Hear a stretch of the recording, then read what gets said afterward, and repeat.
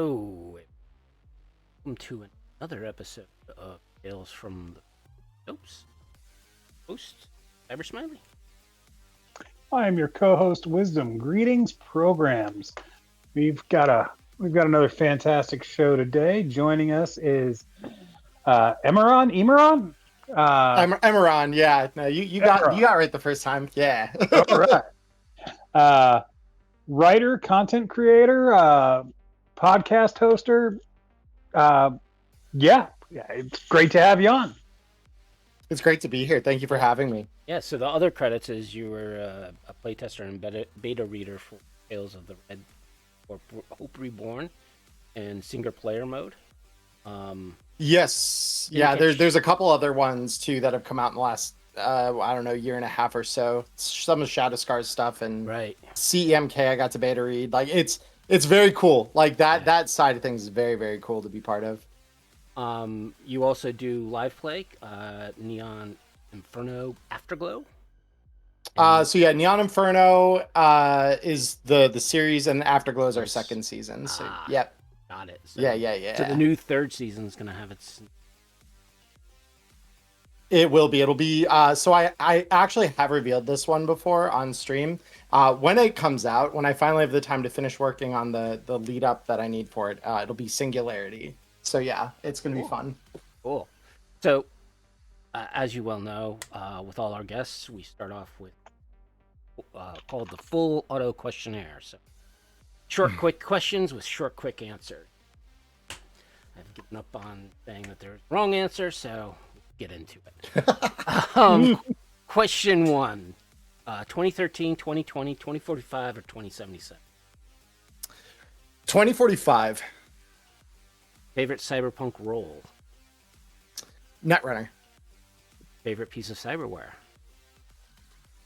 Ooh, probably.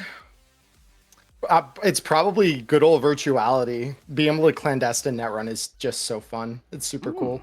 Okay. Favorite cyberpunk weapon? That would probably go to the Mono Wakizashi. Always a good staple. Favorite cyberpunk red book or 2020 book? Ooh, so for red, because I've kind of got one of each. Red, I think my favorite thus far is Black Chrome. That thing is just so cool. The way the artwork, the way it's put together, love that book.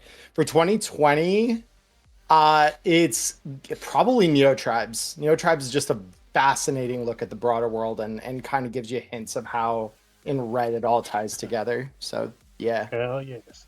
Sounds like you got a brother with wisdom. Least favorite cyberpunk red or 2020 book?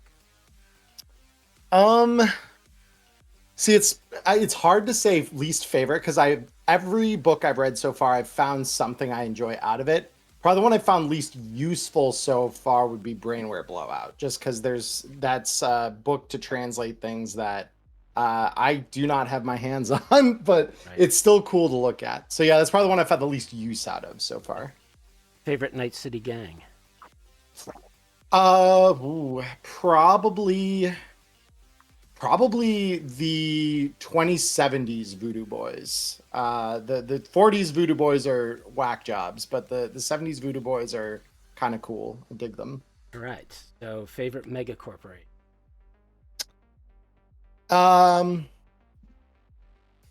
For fascination with it and like wanting to know the inner workings, by Ziggurat, my favorite enemy to make of a corporation is Biotechnica. I know a lot of people think. Quick answers, quick questions. Sorry. So Pan Am, Judy, or Rogue? Judy. Carrie, River, or Goro? Probably River. Songbird or Reed? Songbird. Lucy, Rebecca, or Kiwi? Lucy. David, Maine, or Pilar? Maine. Smasher or Faraday? Smasher. What is your favorite cyberpunk movie, anime, or TV? So this one might be slightly controversial, but I've always considered Cyberpunk. It's probably where I got most of my inspiration. Would be John Wick. Okay. That- Oh, That's cyberpunk adjacent. I mean, definitely. Yeah, it has it. I've about half my campaigns have looked like that. yeah. Like it's very, it rhymes nicely, and I've taken plenty from it. So, Yeah. Favorite cyberpunk fictional character? hmm. I God, that gets really broad and really. I honestly probably the one that I like just because of the goofiness is Johnny Mnemonic, which is probably one that you wouldn't hear very often, but I love that. Okay. Yeah, I mean that's not the first time it's come up on the show. So No. yeah, Yeah, it's just it's. the camp of it, and yet the role is taken seriously. It's good stuff. I mean, I believe in like a healthy amount of camp sometimes. Like, Oh yeah, no, me and too. Johnny Mnemonic is a staple of cyberpunk cinema. Like, it may be Hmm. goofy, but it's pure cyberpunk. Oh yeah, I mean, it's oh yeah. Gibson. Yeah. It's the closest like movie adaptation of Gibson we've had so far. And on to the Hmm. next Uh, short, quick question with a short, oh, quick answer. I almost got to yell at you. Dick, Gibson, Stevenson, or Sterling? It's if I had to pick, probably Gibson. I've yet to really read any of their works, to be very frank, but Gibson is the one that I find myself bumping into things that he inspired most often. Oh, they're need to read some of these. I'm Island in the Night. I'm Oh, sorry. very aware. I'm Quick very aware, answers. painfully aware. Keep the answers quick there, Will. Keep 'em Yeah. quick. Favorite cyberpunk novel? Favorite cyberpunk novel. So this is another kind of odd one, and it kind of blurs with science fiction a little bit. But it'd be the Prox transmissions. Okay. Hmm. Uh, favorite cyberpunk comic or graphic novel? Hmm. I'm not a big comics guy, but so far the ones I've read of the Dark Horse ones that have been released for like the 2070s stuff. The Hmm. handful of those that I've managed to get into, like I've seen the first chapter of Trauma Team when like 77 was coming out, whereas Johnny was one. All those have been really fascinating for like deepening some of the lore stuff because it's the primary source for some of that information. So I've been digging that. Yep. And finally, is Shadowrun cyberpunk? This is how I get canceled. No. No. I believe that yes, it is cyberpunk. It's because there's a lot you can do even with fantasy tropes in there that doesn't deviate it off of being cyberpunk. I would say yes. Okay. And that's the questionnaire. Got through it pretty quick, comparatively.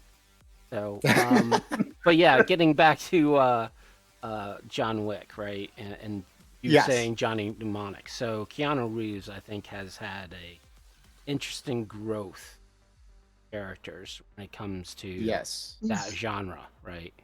'Cause He I- is this current generation's face of cyberpunk. Like, our generation's face of cyberpunk was Rutger Hauer. He was in Yeah. every cyberpunk movie out there, and now it's Keanu. Like, and he does a fantastic job. Yeah. It's hard to argue. Like the guy just is, I mean, even in his non-cyberpunk roles, like I just went like last week and saw the new one he's in. Oh, what was it called? It was good something. I'm trying to remember. It's where he plays the an angel. Yeah. Yeah, that was so funny. Like genuinely, Keanu's just a great actor. Like he just has a lot of personality, and yet at the core, like he's one of those guys. It's like I'm very much the same dude you saw in that other film, but this is me taking on a slightly different face. And I don't know. He's endearing and he's a good dude. Yes. It's hard to argue with that. He's got tons of charisma. I mean, there's no Mhm. getting around that. And Yeah. I don't know if I'd call him a great actor, but he's certainly a great presence. Yeah. Yeah. Like, Well, and see, I think Like, I think in the that same way that like Jack Yeah. Nicholson is is a great presence. Like he'll never be anything other than Jack Nicholson. Like you're never going to mistake Yeah. him for anybody else. Yeah. No, I think Keanu's- that's a very fair comparison. The only time I've ever seen Keanu get completely lost in a role and like I didn't recognize him was a really obscure movie called My Private Idaho that he did with River Phoenix. Yep. That was I early in his have career. not seen that one. I'll need to. Yeah, that might. be Most one I need to people have check out. not. It's Yeah. it's kind of a weird one. It is. It's an art film, and River's Edge was pretty good too. That was when I He first did that when saw. he was super young. Yeah, that's where I first saw him with River's Edge. Yeah, And me then too. Seeing him and then do like Bill and Ted's. Yeah, I was like, who the hell is this guy? Yeah, Parenthood. I loved him. Such a great character. Did I win? he was. I like it when he's talking to his girlfriend's mom about the little brother. Yeah. Like that dude is messed up. Anyway, so welcome to the show. To have you here, we had your co-host on a couple weeks ago or a couple months ago, I should say. Time Has it been that flies. long? Yeah, I know. Yeah. If time flies, you know, we're already. I think we're almost up to our 100th episode. Oh man. Yeah. I feel so old. Yeah, well, how many decades have you been running? Shut up. Data for hand. 30 something now, 35. So, Emmerron, how did you first get into tabletop role-playing games? So my handle's actually the first character I ever played. So I when I was 17, it was just one of those weird rogue kind of fascinations with D&D, and this was kind of before it became the really popular thing that it kind of is today. It was like in the it was nearing the end of the 4th edition era of D&D, and I wanted to check out what it was because you'd heard enough cultural reference to it in passing, but I didn't know a lot of people at all in my personal life that actually played it. So one day I go to, like, because my mom and I have always had this very close relationship, I could tell her just about anything growing up. I told her one day, I'm like, I really would like to try this. And she's like, oh, I knew a bunch of people when I was in high school. It was like right after the game had come out. And all of them grew up to be these kind and successful people. Like, if that's a hobby you're interested in exploring, like, I'll buy you the kit. I'm like, awesome. Like, let's do that. She had never played. So like, even now, as I've made this kind of my whole profession, it's hard sometimes to communicate to both my parents, like, this is what I'm doing.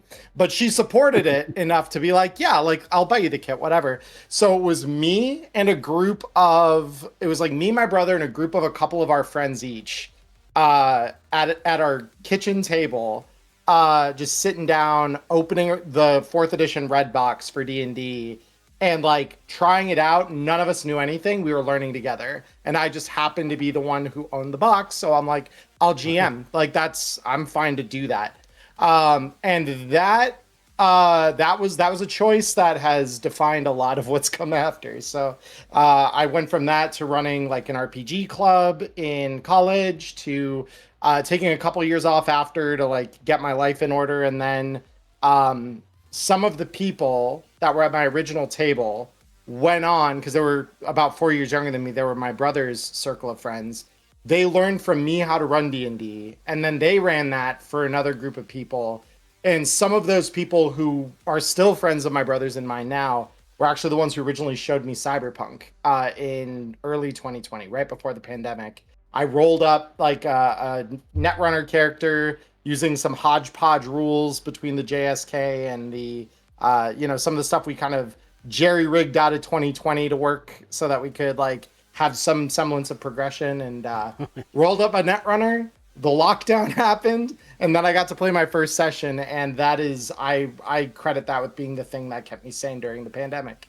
So that's how I got here now. Oh, cool. Yep. Wow. Fourth edition. Yeah. I Fourth love edition. I love D&D 4th edition. There's a lot of people who would probably fight me on that, but I truly Probably. love the way that that's constructed. Yeah, I Yeah. think if this is your first system, Mm. you probably It will would enjoy it would be a yeah. I guess it would be a good intro type thing. Yeah, I personally hate it. Like with every fiber. Yeah. No, Yeah. I know there's a lot of people that share that sentiment, but like even more recently, like especially since starting my YouTube channel and like branching a little bit beyond like Cyberpunk was really my first exploration outside the more classical kind of like D&D sphere of things. And then I decided, well, if I'm already outside what was a comfort zone for me at one point, like let's see what else is out there too. And so trying all kinds of different stuff. We got Morkborg, we got Fabula Ultima, we got, like most recently Daggerheart is something I've picked up and tried out, and that just it takes me back to the best parts of 4th edition. And I'm like, I am here for this. This is very good. Makes me very happy. But yeah, no, that's like I like trying new things with RPGs. I think that there's a lot of really cool ideas in the modern RPG scene that were not happening when I first learned, and it's cool to see how this scene has kind of developed over the last like 15, 16 years that I've really been involved with it. And see, my problem is the modern RPG scene starts in the fourth edition. Yeah. Uh, Well, yeah. Yeah. Yeah. Yeah. which, yeah, I mean, so like, yeah, I mean that's the one thing that I think, as a player, you always want to branch out and try different types of flavors of games. Yeah. And that's kind of what happened with me, to kind of see which systems are good, which systems are bad. And granted, this was at a time where crunch was king, so it was crazy how some systems just were like, no, we need more crunch. Yeah. I'm like, There's enough you know? arcane formulae Yeah. on the page right now. We need more of him. Yeah. exactly. I still tend to lean more in that direction than in the modern, like as few rules as possible Yeah, ethos. I think it's all personal I flavor, Yeah, and I find myself honestly liking best in a like a nice middle of them. Like Cyberpunk Red, even now I think strikes like the best balance that I have found between that crunchier side of things with enough optional rules to make it even crunchier if you want it to be, while keeping the rules succinct enough that they don't really bog down like narrative or why we're doing what we're doing.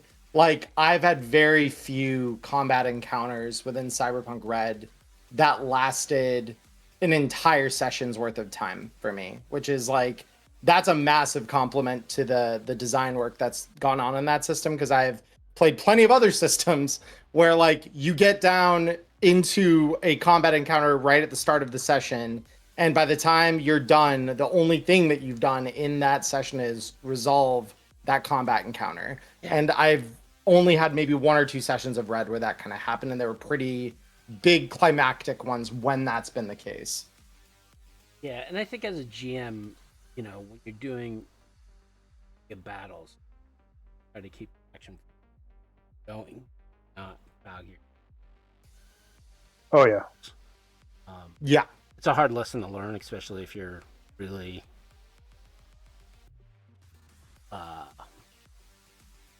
attention to detail, like the proper fit, anal retentive, or Yeah. lawyer. I think the secret. Well, I've said go it ahead. before. I think the secret to being a good GM is knowing when to ignore the rules completely and just go narrative, and when to apply the rules to their full extent and all the areas in between. Like I've played with people who they don't even bother to learn the rules, and that's not those have never turned out to be great games. But even worse are when I played with people who were so like dedicated to every little bit of minutia in the rules, and everything had to be absolutely by the book. Like those games are never Right. fun. No, no. If you're into that thing, I that kind of thing, I guess. But See, uh, I think that's kind of where, because like I've got some of my friends, some of those same friends I learned Cyberpunk with, are now just now getting into like some Warhammer 40K stuff, mhm. like Kill Team, and they're dabbling in the idea of like maybe trying the full like regular war game out for it, and it's like if that is the way that you like to process your games with like a lot of those dice rolls and a lot of like these rules are all going to interact and we're gonna that's like the constant flow and you are cool with that and that like is a really attractive satisfying thing for you, then yeah, I could see someone like that leaning more toward the Yeah, crunchier thing. My thing has always been and actually one of the earliest videos I made, because I still to this day agree with everything I said on this, is that the system makes the game that you are trying to run, and you need to have a system that kind of lines up into your goals as a GM. Like if you're trying to tell a particular kind of narrative, yeah, some 100%. systems are going to be better. Yeah, exactly. So some things are going to be better or worse in terms of like the narrative you're trying to tell and the system through which you're trying to tell it. And I think the world got really, really comfy with the idea that like for some reason D&D could be the catch-all and just tell any narrative you wanted through it. And while like Yeah, there was a an asterisk on that where it's technically, I guess you could say that's kind of true, much in the same way you could kind of tell any story through like interlock if you really wanted to. It's I like mean, with Interlock Unlimited, you can. you're right, but I still think like the systems are made to tell particular types of narratives, and no one system is ever really gonna fulfill the feeling, the catch-all of every single sort of narrative structure, thematic structure, like things you need. If you want a system where death is of consequence, then you need a system where death doesn't necessarily come very difficult, right? If you Right. want one that is like very narrative, then you need one that is probably going to run a little lighter on the rules, at least in my experience, because then there's no room for you as the GM to even consider, should I be using more rules right now? It's the rules just won't be there. They just will get out of your way. Like Daggerheart is structured in a way that I think is very good about that, where it just says, you want to run narrative, like, or entirely theater of the mind, you don't even need a tablescape for this. You just like offload it. Here's the real basic fundamentals of how you call for checks and stuff. Go wild and like just roll the narrative with you and your table.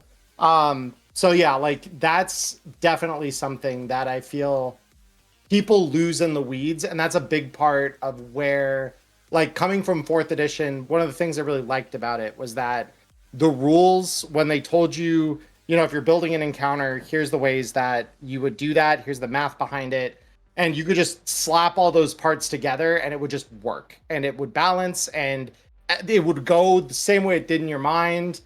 The problem I find, especially with newer GMs, because I know I made this mistake a lot, and it created issues for me when I was a newer GM, is you have a picture in your mind of the way that encounter is supposed to resolve, the way adversaries are supposed to come in, sort of drama that you're supposed to feel, and then because the system doesn't support the way that you've thought about this in the very like narrative dramatic way, when the math comes and runs into that narrative proposal that was in your mind, you're looking at this and you're like, oh man, that did not work at all how I expect. That's very anticlimactic for what I had considered would be this like grand moment. And that's kind of where you need to ask yourself, like, okay, is the problem with the system now, or is it like maybe we just didn't consider that when you apply those elements to this system that you're using right now, this is the result. And if you wanted that other one, you needed to do things, tweak them or whatever. That's most commonly, I think, what I see a lot on the system side of things when I get into discussions with other people. Right. And I think for me, being from the beginning of role playing, granted it was just a couple years, but seeing the evolution over I think one of the problems happened came to D20 create 1000. I think that opened up a lot of people try to basically stick 3 pounds of crap into a 2-pound. Whereas before that, for the 2.5 decades that role-playing games were being created, each genre had its own system. Even TSR, when they created Star Frontiers, they didn't use the D&D system. I mean, sure, they had the same stats, but combat was different. Same with when they produced the various other supplements, licensed property like Buckrod, Marvel superheroes, even Top Secret was by TSR, and all of those systems had a different because they had to, Hill. and because they had to address, like you were saying, they picture a certain scene or a certain way of how combat should work that D&D rule set just didn't lead to. But then you got into the early 2000s, which I really love to play this game, but I don't want to learn new rules. So that's where the whole D&D or the D20 craze came in, because it's like, okay, well, we'll just make these rules just like D&D. I think a lot of games failed if they weren't fantasy based. Right? Yeah. Well, and I think some of that kind of spun off more from, it almost feels like that spun off more from Pathfinders, Rise, and stuff like that. That became like almost a positive case example of okay, here's this thing that just happened. It spun off D&D, which is still at the time the most successful tabletop property, and here's this company that has literally started making a name for themselves by recombining and reinterpreting some of this system and how it works, and attempting to, I think a lot of people in the modern day at least would tell it as the narrative that they were attempting to fix the problems that D&D 3.5 had at the time. And it's understandable, but also, it's definitely led to this situation where a lot of people even today, I will tell you right now that as much as I love the creativity and the good ideas that game designers and writers end up having, I am always disappointed when I see that what they've created is something that just says 5e compatible. Because I'm like, okay, so you are still using just the other system here, and you may have done a great reinterpretation of the way that system handles things to meet your narrative needs and your consequence needs for the way players are going to, interact with that system. You maybe made some novel innovations on them. But when I see games like Free League has a lot of this, where they release a game like Lord of the Rings, their Lord of the Rings RPG is a great example of this, where they've got the One Ring, which is their own novel, created system that runs the content. And they also have a 5e compatible version of that. And I'm like, but you have your own system that you designed more or less from the ground up here to support the narrative the way that you want it to be supported. So what's up with the 5e compatible? Why do that? It always leaves me more puzzled than like I said, else. There's an audience who, once they learn one system, they don't want to learn others. Which is a shame, because that's where learning other systems, you gain more insight, you gain more imagination of how you could do something, because I think a lot of people also get boxed in with a rule set, which can happen, but it's also like with crunchy rules, right? So with 2020 and the interlock system, you don't have to use all the rules. You can just pick and choose. But I think there's a problem where a player looks at all the rules and says, "Oh, I have to use," right? And you get into a situation where Red comes along and simplifies the rules to be nice and core, whereas there's other rules that were in 2020 that I feel could have been brought over to Red, but due to decisions they don't want, like firing from behind cover, and things of that nature. So I always removing hit locations. Yeah, I always like to have a little more, or even label them as optional rules, like having an appendix of optional rules. Sure. To give those players who do like a little more crunch that appeal, because I think when you get into like Apocalypse, that the system with like the 2d6 and it's like 1-page rule. Oh yeah, I know what you're talking about. Yeah, those rules are just they're quick. They're free to do very quick narrative games, but there's also some things that are missing, right? Yeah, especially if you want a little more structure behind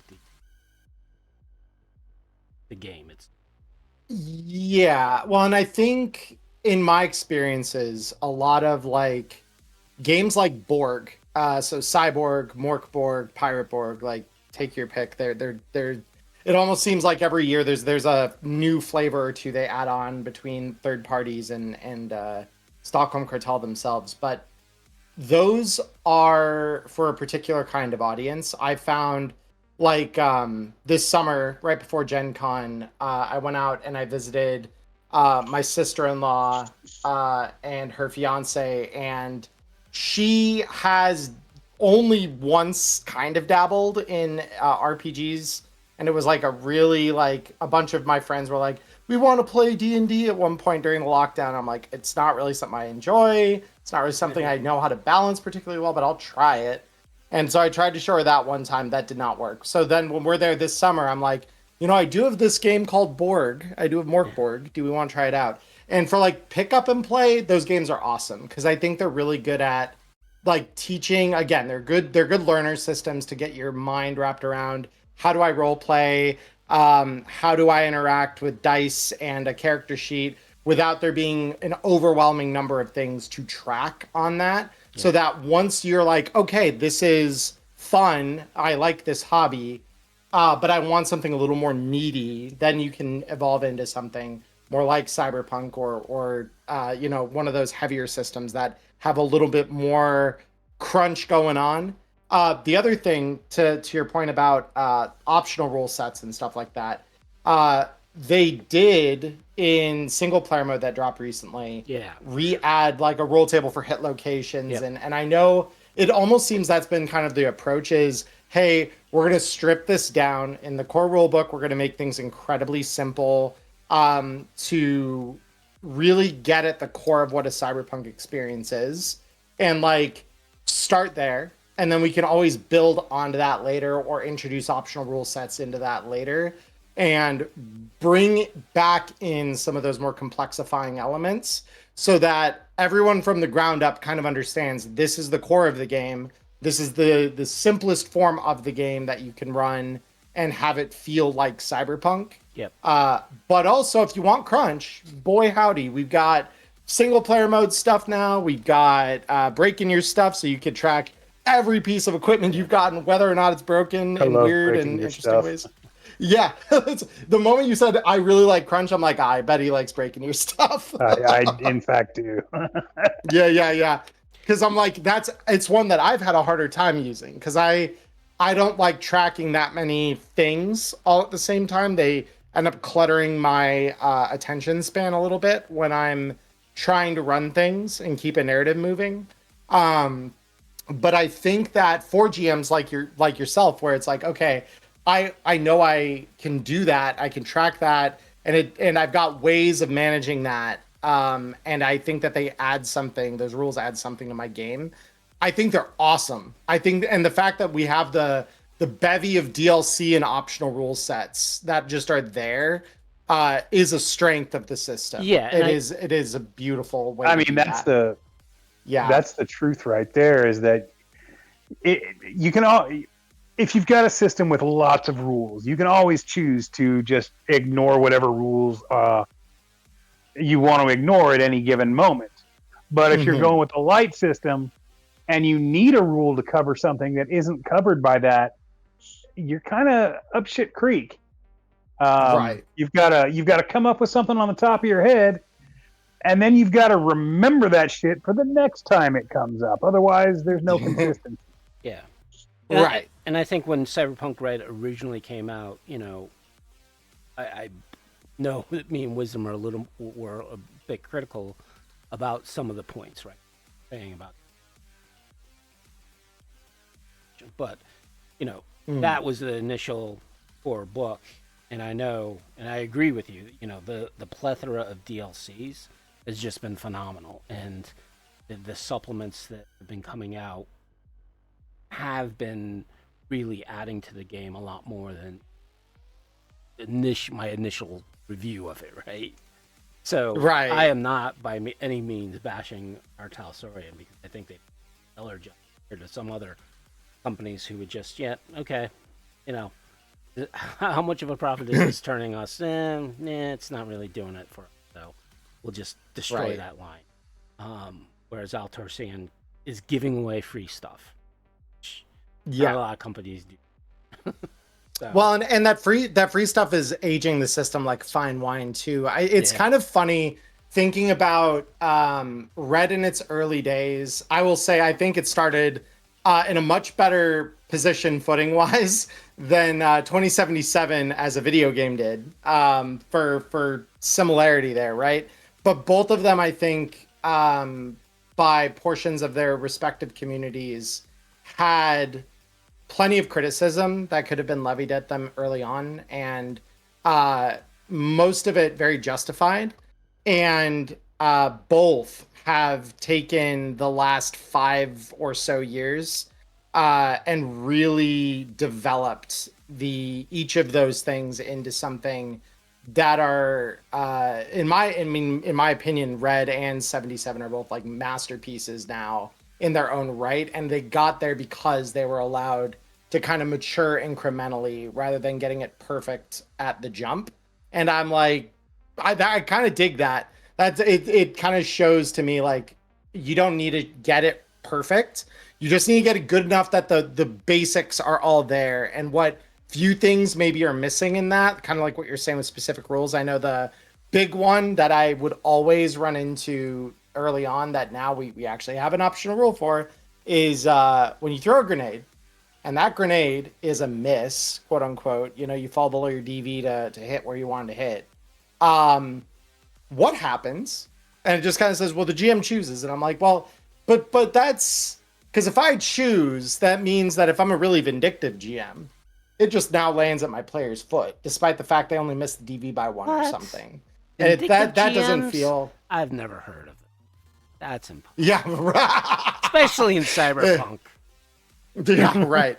GM's my friend. He would never hurt me. I see. It's funny because genuinely, sincerely, I try to root for my players as much as I can. That's actually what I partly encourage like new GMs to do. Is like you and your players ultimately are fighting for the same thing. You want a good narrative and a good story to tell, because that's like when you leave the table and you want to tell your friends during the week or whatever, especially if they don't know TTRPGs necessarily, like you want a good story to tell them, they will understand. And if you are both fighting on that side of the table as like allies in creating a better story, everyone wins. Even if tragic shit happens to your characters at the end of the day, like a character can die, player character can die at the table and just be like, holy shit, that's heavy. And like I've had sessions where like close friends of mine and I were sitting around the table playing, one of the player characters dies, and suddenly you're role playing a scene about grief and grieving that loss, and it gets heavy enough to make everyone at the table start crying. And it's like when you go back there and you tell that story later, it carries all of that emotional weight and stuff. And you don't just get that by like just sitting down, rolling dice, and like just trying to be like a rules lawyer who's vindictive about like, well, technically, you see, because the rule says this now. Yeah, like, no, that's not where you get good stories. The good stories come when you throw that to the side and say, that's not interesting. Forget about it.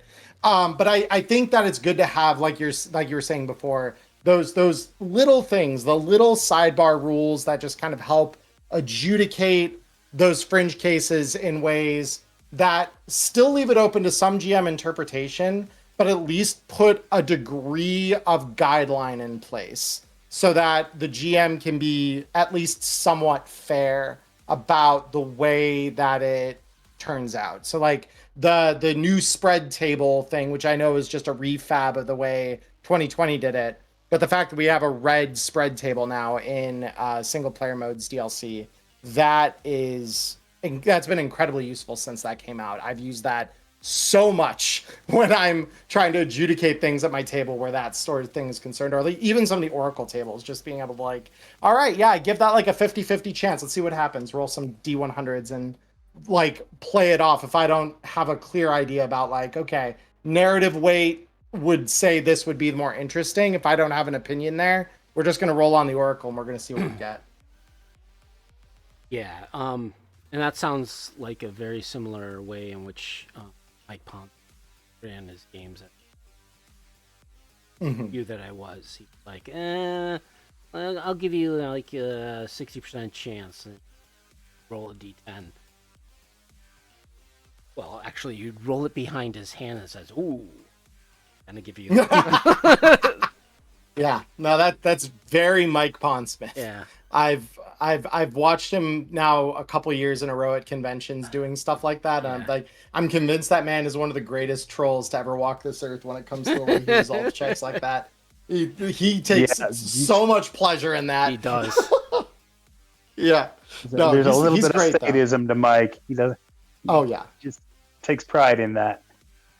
Oh yeah. No, he's fun though. I mean, he's a lot of fun to talk to when you sit him down and ask him questions. And and Rob Barefoot's not trying to intercept something he's saying because like, well, you can't talk about that. If you're having a genuine conversation, he's a real fun guy to talk to. Yeah. As long as his Wranglers aren't around. So you're a professional GM. Yes. What do you find the most difficult part of that job, or the most challenging part of that job? So I would say, quite honestly, the hardest part is mostly finding times when people want to play. Because like a big part of building a presence in that space is running games. The game, first of all, has to be something people want to play. The second thing you need is that it's got to be at a time that people can play. So this makes it really challenging when things happen during the weekend, for example, because that is a time where everyone wants to play. But as a human person who has social responsibilities and people that want to interact with me in that same time and place, now you have to kind of weigh out like, okay, is it something where I can afford to not run games on the weekend when it would be like the easiest sell to a group to be like, I can run games like Cyberpunk or I can run a game of Fabula Ultima or whatever on Saturdays at noon or whatever. It's like that's the same time everyone in real life wants to get together. So that can be a challenge. That said, I currently have both a Friday night and a Saturday afternoon game. So like tell you what it will. But then it gets really difficult when you like this month, for example, I've got 3 different things happening over the 3 weeks in a row, basically 3 weekends in a row. So like those games, I just can't run this month, basically almost at all, because it's like you have other things that press in and make demands of that time. That I think has Yeah. been the most challenging thing, is just like measuring your time and metering it correctly and setting those expectations with your players. To my players' credit, every time this has come up and been a thing, they are incredibly understanding almost every time because they get it. Like, just because you're a professional GM, it doesn't change the fact that the normal RPG tendency toward like real life kind of has to come first still takes effect. Like you still have to know that that's a thing. And I think that going into it, especially if you're coming out of traditional employment like I did, you're used to having this really structured, static work schedule, 9 to 5. You know, this is I clock in here, I clock out here, um, and you're used to that structure, and you kind of have to be you have to be kind to yourself and allow yourself the understanding that like you're not going to always have a perfect schedule that always aligns with your players needs and what they want and things like that, and with any luck, if you're like me, you'll have players that are very understanding, that are like, okay, yeah, no, I've had weeks where like both the players and I are like, you know what, it's a good thing that you had to do something because I also have to do something, and now it's not awkward. um but so far, that's probably been the most challenging thing that's consistent. When I was newer, I would have probably said starting a brand new group with people you don't know. That is something that takes a very particular sort of mindset and skill set to navigate, because you have to be able to play both customer service in a weird way and also be your usual self when you're a GM, without knowing all the time what kind of personalities you're coming to the table with. That's the other kind of complicating thing, but I've gotten much better at that over time, especially having now run at conventions and things like that as well. That skill set's very similar between those two styles of GMing. It's a common thread that once you know how to deal with the stranger factor there, it gets, that is not a problem at all. Right. Now you do campaigns, so you have Mm-hmm. players who do like a weekly game or what have you. I'm just interested because Yes. I know, professional GMs is kind of a new thing. Mm-hmm. I consider it a new thing Yeah, from I its mean, purposes, but it's just I'm just interested in like how some of the aspects work, because I have run games at conventions, so one shots are easy, mhm. right, to get a group together and just do a game, versus Yeah. a campaign in which you're meeting the group consistently. And I think that could, like you said, it's definitely a challenge, not only for yourself, but I'm sure the players as well.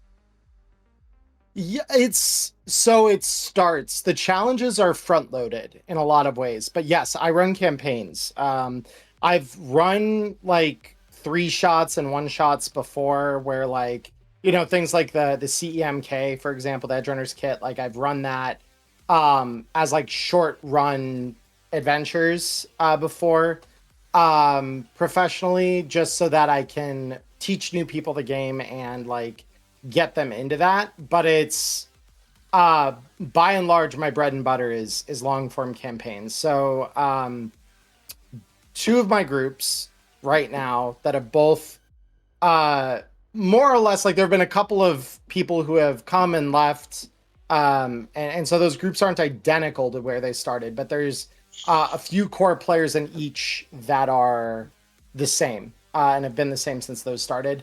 Both of them we started running things out of Tales of the Red Street stories in no particular order, because that was the first time that I really participated as a player in a campaign, as like a Cyberpunk player, was in Street Stories. The same group of people I learned the game with. That's one of the things we did, and my GM there found some really creative ways to just turn that into a structured campaign.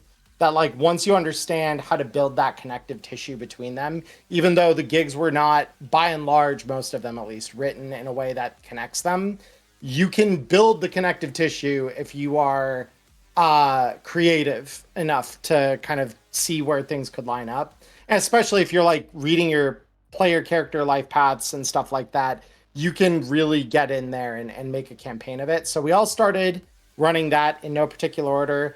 Both those groups actually ran through that book in a different order because it's not challenging enough to run for strangers. I need to make it harder. But that was good, honestly, because it led to me finding new ways to interpret some of that and connect it and do stuff with that. Now, both of those groups, since completing that and wrapping up their character arcs and stuff like that, at the end of that campaign, we are now starting up Hope Reborn. One of those crews is now pretty much exactly halfway through that book. The other one has just started it. Like they just got to the end of the first adventure of the 6 that are in that book. So that has helped. It's helped to have some pre-written stuff that you could just be like, all right, I'm going to pull this out. And it saves me on a little bit of my prep time. So I don't need to like stress about, okay, what am I doing for this group this week? However, again, because things aren't hard enough on me, I need to make them more complicated. Saturdays are... that is a wholly original campaign where I am regularly pulling things out of thin air and like occasionally using some pre-written things, and other things are like wholly off the top of my head and like we're just gonna improv it a little bit. And that's actually one that I opened with the long form gig that I wrote that is pay to win. So that was something that I started that campaign with, and I said, let's see where this goes, because it was a group that kind of approached me out of the blue and were like, we're looking for a GM, and they had originally gone to Diamond and said like, hey, we know you're pro GM, you know, we need a GM for our group. This is the time and the kind of hours we're looking for, right? Like we want to meet on Saturday afternoons, American time. They're all European, so they're like, for them, it's late night. For us, It's like I'm usually waking up and that's the first thing I'm doing on a Saturday. But it's, you know, Saturday afternoons, 4 hours, and there are 4 of us, and we want to play. And so, you know, you negotiate a rate, and then you're like, cool, yeah, you are my Saturday group, and we are going to run a whole campaign through. And this is where we're starting. And I had some... I got some interesting looks from that group when initially I was like, yeah, so we're going to do this thing called pay to win. It's kind of based in Elf Lines Online. And they're like, what? So that was a fun beat to start on. And it's, to be fair, it's that group's grown into something. So this is where I say a lot of those issues are front loaded, because a lot of it is just, how are we starting things? What are the dynamics that we're going to play with? Once you get about 3 or 4 adventures in though, your group dynamics are kind of figured out. You've kind of learned who people are, the kind of energy they're bringing to the table, the kind of character they're playing. And you as the GM even have got a pretty structured idea then about how you want to introduce new challenges or beats, and kind of how to riff on the way that you think these players are going to latch onto and play with the concepts you want to use. So that's where like the start of that curve is pretty steep, and then it levels off pretty quick once you're into things. Yeah, I can see, and that's the other thing I think. I mean, granted, people are paying for the enjoyment, and then getting certain players who might disrupt everyone else's yum, you know, their yum. Mm-hmm. Which yeah, it's a fine line to deal with. Sure. It can be. It really depends. I've gotten pretty lucky in that most of my groups vibe together very well. There every so often there's like some small thing that needs resolution that, you know, maybe on a given day, one player rubbed another the wrong way, or one player's behavior was kind of distracting, or potentially getting in the way of the rest of the group's enjoyment or whatever. But this is where if you're a professional GM, the customer service side of this now is okay. You are the complaints department too, and you have to find a way to resolve the issue, the interpersonal issue between the two people, or to at the very least, stand up and address it when it comes about. And that is another set of skills that like you typically, I feel like at least most of the time in home games, as long as you've got a good group of friends that know each other well and everyone wants the best for the table, you typically don't run into that problem very often, unless one or more of you are having a bad day. Sometimes that'll come up, but like with strangers on the internet, things get interesting where that's concerned, until everyone at that table does know each other well enough to be like, oh no, we know each other now. We can be friendly with each other in the same way that we would be in a physical space. But it is different. The dynamic, it is a little different. It does require some like impromptu problem solving, some impromptu negotiating with the table and being like, okay, I understand this is an issue. Like if it was something I did, it's like, I'm sorry, this was my intent with it. This is obviously the way it was interpreted. So this is the way we're going to, I'm going to solve for that moving forward. Right. But it's, a lot of that it's growing pains in anything. You're going to encounter stuff like that where it's like, okay, make a mistake, own up to it, and then, do better next time kind of thing.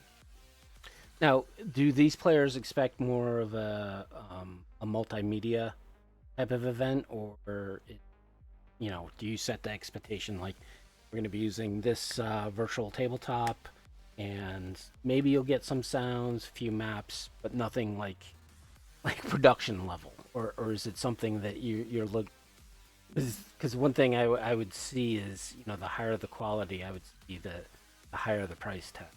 It comes to getting into things like that nature.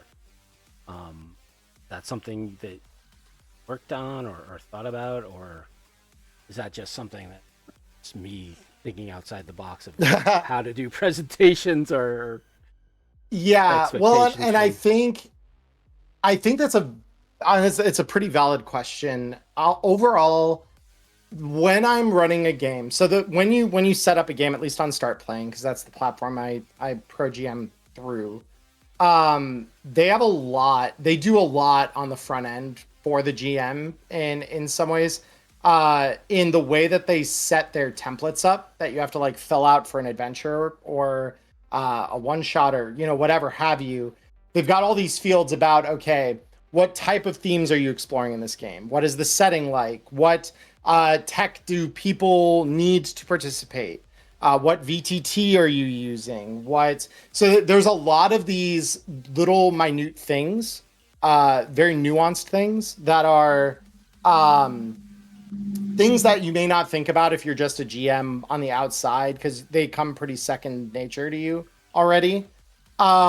But it lets you set a lot of those expectations up front about like, okay, do you do voice work? Do you do sound stuff? Like, when a gunshot goes off in the game, do you have a little gunshot soundboard thing that you're going to play or whatever?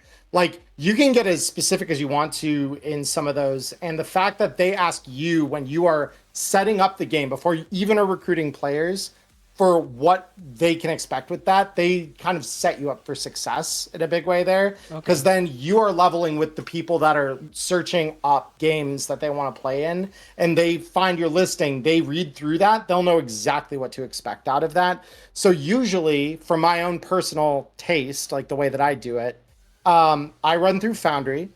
I have a Patreon subscription to a map maker by the name of Cybermaps, who makes some wonderfully detailed. They make some fantastic maps. They do work that is it's God's work really for Cyberpunk GMs. I regularly use a mix of their stuff, a lot of Loki battle maps since they're the official Cyberpunk maps. So I've got a couple of those. Then there's a few from another group called Lion Banner Games. They've made some Cyberpunk stuff. Theirs are a little more open battle mappy kind of things, though. They're not really like environments as much as they are like a grid with a background image. So like for open street fights, they do good stuff there too. At least for the stuff that I've used of theirs. I think they've got some other stuff that is a little more environmental, but it's cyber maps, and there's another one that I know Diamond uses, Solution, that I've used a couple of Solutions maps too. Both Solution and cyber maps I think are like the high standard for animated battle maps for VTT stuff. And so I make it clear, like, yeah, I use some animated battle maps. I will do some voice acting. So like I try to play up, different characters. I try to some of it, most of it, even probably, I think my players would agree is very tropey. But I try to be respectful. Like if I am going to use a trope, it's something that I can at least match the energy of and not feel like it's somehow like culturally disrespectful or something like that. It's something that's a hard skill to acquire. Very. As a GM. It is. Well, and it's like I was GMing Cyberpunk privately for just friends of mine for about 3 years before ever doing anything online with it, whether that was content or pro GMing or anything. So I learned a lot from my friends because my friends, I'm blessed with friends and a wife who are incredibly honest with me about like that might have been interpreted as offensive if you were to do that in front of anyone but us. There were accents and stuff I was trying at the time that they're like, that I don't know about that one, man. That feels wrong. Like the words you're using there, they don't feel quite right. And it's not like I have ever done things and intended to be bigoted or offensive or any of that, and they know that that's where my heart and the soul of that is really at. So they were honest with me, like, this is the way that could be read and you should be aware of that. I'm like, thank you, my autism did not catch that one, so I appreciate you. But that's helped set me up in some ways where now it's not gonna ever be an offensive thing where I'm like walking and trying to do a Jamaican accent in the middle of a game and I fail it completely and lean totally too far into stereotype. And yeah, I just will say they say this in a heavy accent of such if I can't somehow do it in my own voice, It all sounds like being a paid GM just sounds like so much work. I think it's the kind of work though that like some people kind of naturally have a knack for it, to put it one way. Because like I know a lot of this stuff that when I tell other people about it, it's a lot of like, wow, that sounds like a lot. I'm like, in the moment, it doesn't feel like a lot. Talking about later, you kind of, you run it through and you're like, oh, that's your process. Yeah, that is a lot.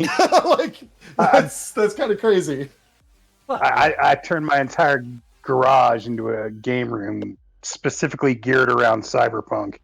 Glowing table, fucking all sorts of crazy shit.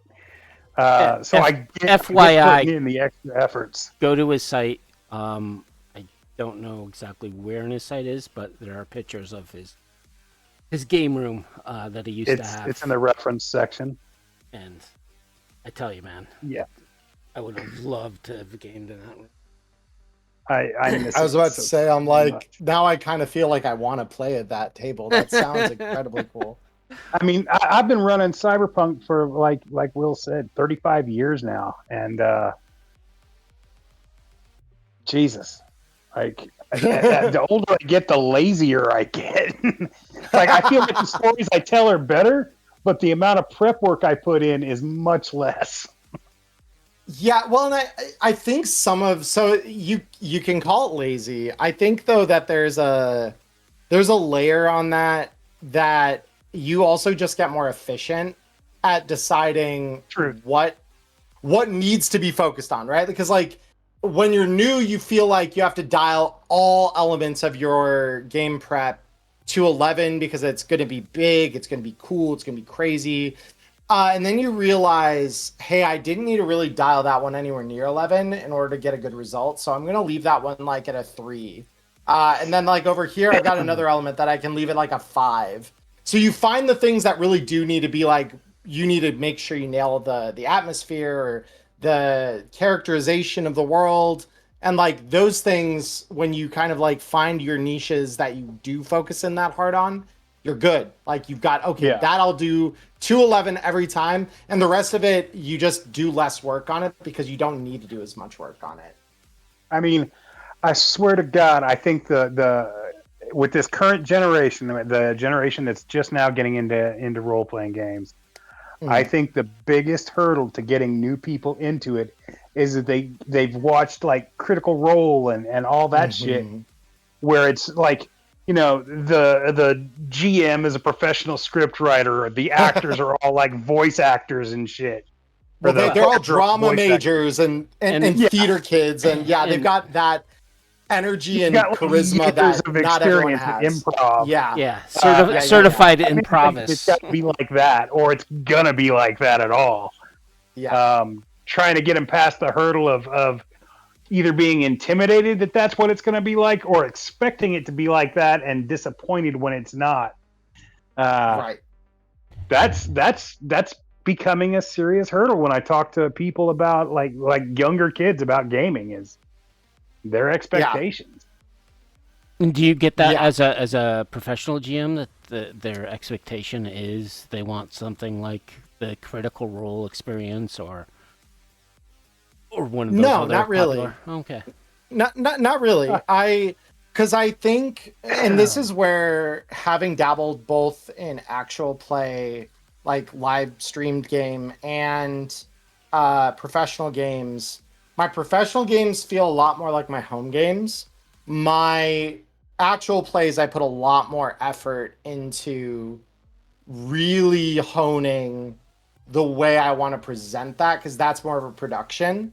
So my players there are, and I've told this to, because I don't make nearly enough money to afford paying people who appear on those games as talent. And so I always tell them, look, if you agree to be in this, you're here to be a player. You're here to play a game. And all I want you to do is play a game and have fun. Like we're doing in front of an audience, that doesn't change the fact that this is a game and you should have fun with it. Leave the burden of this being a production to me. I wouldn't ask you if I don't think that you're just kind of entertaining to like sit at the table and be a player like you always are, right? So when I've run Neon Inferno, a lot of the production work that goes into that is very much like something I am bringing from my end of things. It is nothing to do with my players or the way I want them to bring, you know, a different energy or a different view of it, or I don't make demands of them usually outside of like some very bare bones baseline, like, all right, guys, so you're going to appear on a live stream. So I don't want you to, you know, make me look like a jackass, say shit that is offensive to other people.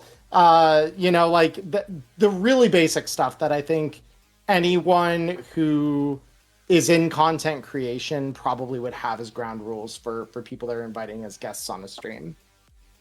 Yeah, and I think that's another challenge of live play is, you know, when I'm meeting with my group at home, right? So I would say at least if we game for 4 hours, a good hour of it is just us bullshitting and cracking jokes and, you know, talking about world events. Which I think live play, yeah, you don't want to do that. You want to stay focused, and whether or not I can actually get my friends to focus that much is like herding cats, you know.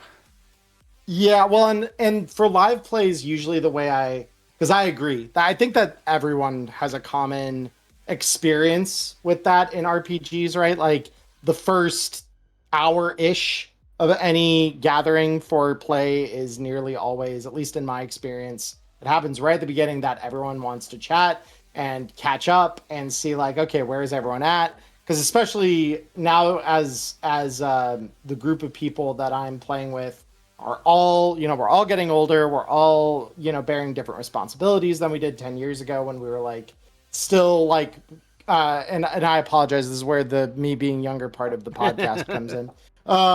But like, you know, 10 years ago, I'm just getting out of college. I'm just, you know, getting acquainted with the adulthood responsibilities outside of a college dorm and like trying to marry all that up and make sense of that. So I had more time still. That means you don't you weren't there when MTV used to be actual music videos.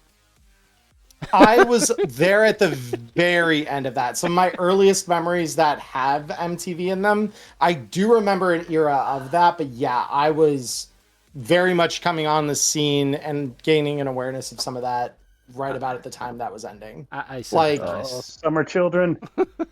yeah, no, like I'm a little bit older than Diamond, so I just turned 33, so I've got a little more of an awareness of the way things used to be. But it's yeah, that's where I'm at. But it's something where like as all my friends have gotten a little older, 10 years ago, we all could have dedicated more time, more energy, all of it to being there, being able to play on a really regular basis and like doing stuff as a group like that. And now it feels like we get the opportunity maybe once every month or two to really get together and play as a home group. And without any of the other stuff sticking to the sides of it. Like for me, it's not a professional game. It's not a game I'm broadcasting. It's just me and friends sitting down and playing a game like we used to. That's maybe once every 1 or 2 months, basically. So it's that part of it. I feel like almost necessitates you have to leave room for people to catch up and check in and like, because sometimes that's like we haven't seen each other in like a month. Like that's our opportunity. I mean, it's so yeah. friends, and friends are going to want to hang out, even if they're there for a purpose. Like you're going to want to shoot the shit for a while. Yeah. So with the live games, the one thing that the benefit of that is because they're on a pretty regular basis, obviously, some of that gets trimmed out just by the way that is structured. The other thing that I usually will tell my players is, hey guys, try to be there about like 30 minutes ahead of live time. One, so I can tech check us in, so that way I know the tech is working, mics are working. Those of you who are on a video cam of some kind, that's all working. And for the other reason, that gives you half an hour at the beginning of things for people to burn some of that social energy and let that kind of wash off a little at the start. And then you dive into gameplay.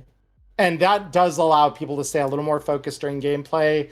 And usually we'll take one break somewhere in the middle of the 4-hour broadcasts we'd usually do for that. And allow people, get water, take a couple of minutes, talk amongst yourselves, like do all that. And then at the end, at least for my live streams, the way that I like to do it is at the end, I cut the recording that I'm going to put to YouTube. So like, if you see the stuff I have on YouTube, this is where that would get trimmed. Beyond that, I would stick around for a little bit longer, even if it is just me, but usually at least 1 or 2 of my players will stick with me and we'll chat with the people who are still viewing and like take questions and talk and bullshit. And that's another way we kind of like the players that I have know that at the end, there is more opportunity for us to just sit back and relax and chat and spend some time together, even if we are still in front of an audience. It does help a little with that in my experience, where you build that time in and kind of understand like that's where we're doing that. And so the middle can be kept nice and organized for the most part, as organized as Cyberpunk ever really is, because it's always chaos, but it's less herding cats than it's more dealing with the screams of your players as the Maelstrom gang bring an RPG into the battle. And yeah, it's the fun kind of chaos. Cool. So where do you get your inspiration from creating Cyberpunk? So it's a mix of things. I'm very spur of the moment, I guess you could kind of say. Like I find inspiration in different things at different points. So like Pay to Win, when I wrote that up, I was very much, I mean, I always kind of have had this kick of like, I've always loved MMOs. I've always, like in high school, I played a ton of World of Warcraft. Before that, I was like one of the earliest things that I interacted with in the anime sphere of things was dot hack. Before I even really knew conceptually what anime was, I was very much a fan of that media and that franchise.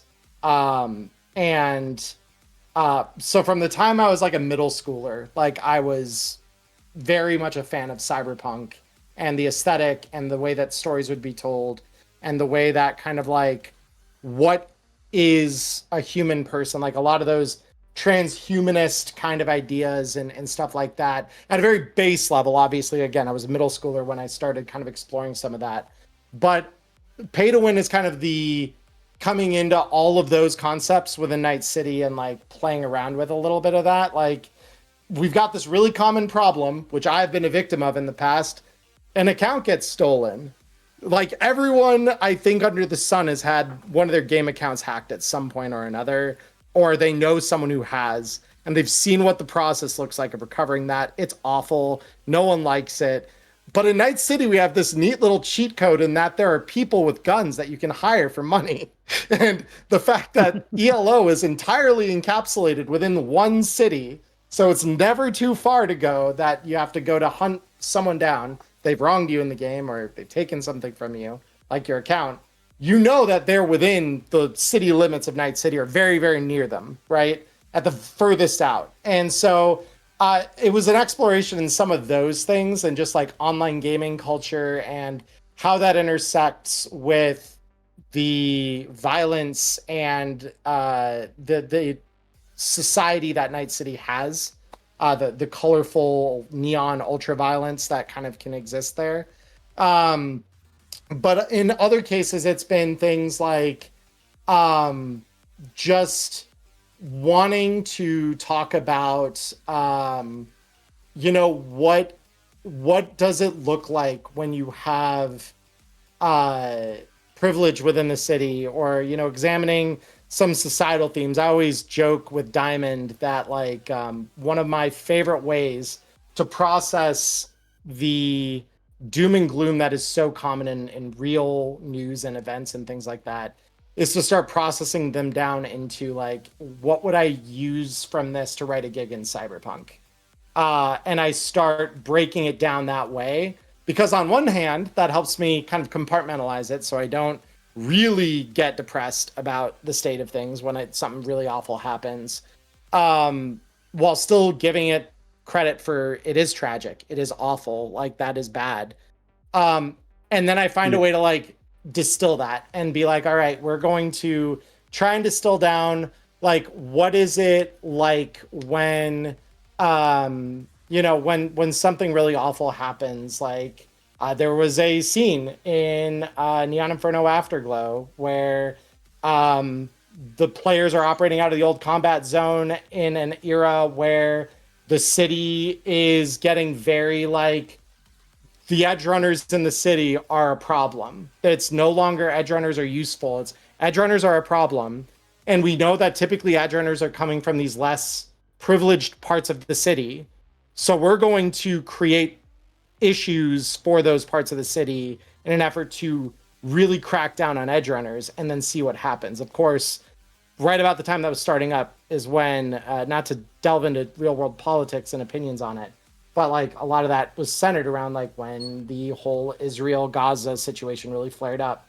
We literally started that season on the heels of that. And so it's like, if you look and think about, what was happening in the real world about the time that those episodes were coming out and stuff like that, you'll see parallels. And a lot of that is me processing and placing before my players in a way that's still entertaining. It's still a good story. It still gives plenty of stuff to work with. And my players are coming away from it with a sense of like, oh yeah, that's a story I could tell friends later on. And it's a good one to tell. But all of them have an awareness of, okay, we're playing with that heavy subject matter today. That's okay. That's a lot of where I kind of stem into that. It's the mix of like, what does the real world look like right now with what are the things that interest me culturally about the subculture stuff? Because I think where those two things kind of collide is where Cyberpunk works really well. because you have the corporate above, and then you have everyone on the street just trying to live below. And so if you can create these scenarios where those two things are either at odds or there's some kind of friction that the two societies colliding or rubbing up against each other creates, that's what I try to focus on a lot in my work, is make sure some element of that is always present. Interesting. Yeah, I mean that's the one difficult thing I think. I mean, the headlines do produce quite a lot of dystopian, into I mean, mixed, but Yeah, it's one of those things that especially as a professional GM, wonder or because you're talking with strangers, you don't know necessarily how their outlook of a particular subject matter might be. yeah. Right. Well, and that's where distillation really matters. Like, you have to do it really carefully and really think about it as if I generalize this and just exposed the raw human horror that's nestled inside of all of the posturing and all of that kind of happens in real world politics. We can all, I think, agree more than we disagree on how horrific something Yes. happening. Like, if you just see a group of armed, like to the teeth police go into an impoverished part of the city, like the old combat zone, and start shooting people in there without regard for who they're shooting or why, like that is horrific. That's awful. And there's none of the dressing of like, this is why, this is the context. There is no context that justifies that. And you're seeing it as the people on the ground now. You're not seeing it as a third party observer. So that's where a lot of like when I start playing with themes, that's how I distill them down, is I try to get at like, what's the heart of this that everyone can agree is awful. And try to present that as the adversary instead of making it a preachy political commentary. It's no. Let's look at, where are we human? Where do we relate as humans? None of us want that. None of us want that in our backyard. All of us want to coexist peacefully and create communities that love within themselves and support themselves and do that. I think everyone fundamentally wants some version of that. Yeah. And that's the story that Cyberpunk really tries to tell, in my mind. Right. And I think Cyberpunk, especially if they're rolling it into impoverished neighborhood. Yeah. With Cyberpunk, you have the capability of, guess what? This was, a stronghold of the bozos. And all of a sudden, right, you start seeing balloon bombs and bouquets of grenades being flung about, and clown cars that are just packed full of cyber psychos. Well, and that's the satire that creates it's weird to call that levity, because it's we have clowns bombing people. That's not levity in almost any other context, but within Cyberpunk, that is the levity. I mean, what's really fucked up is that it's gotten to the point where you have to go over the top with like the bozos, because everything else that we've seen in Cyberpunk, like all the dystopic elements, like the real world is topping that shit. Like it used to be cathartic to me to read something and then like have that affect the game I was running, like be some sort of inspiration. I can't do that anymore. It's so goddamn depressing.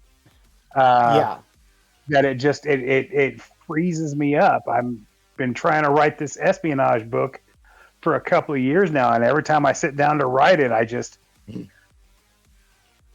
like the real world encroaches on it, and it's so much more horrible than anything I'm capable of writing. Yeah, it's the good old case of, stare too long into the void and it will stare back kind of thing. Exactly. And I mean, and that is the hard grapple that has to happen, I think, with creativity within a genre that is so focused on the dark and the dystopian. And Mark said something here in chat that I agree with. It's like, if you think this turns out well, you haven't been paying attention. And I'm pretty sure that's a direct quote from Mike Pondsmith from the CDPR interview. And so, like, and that's very well the way that, like, I always tell my players up front, I am a firm proponent that happy endings don't happen in Night City.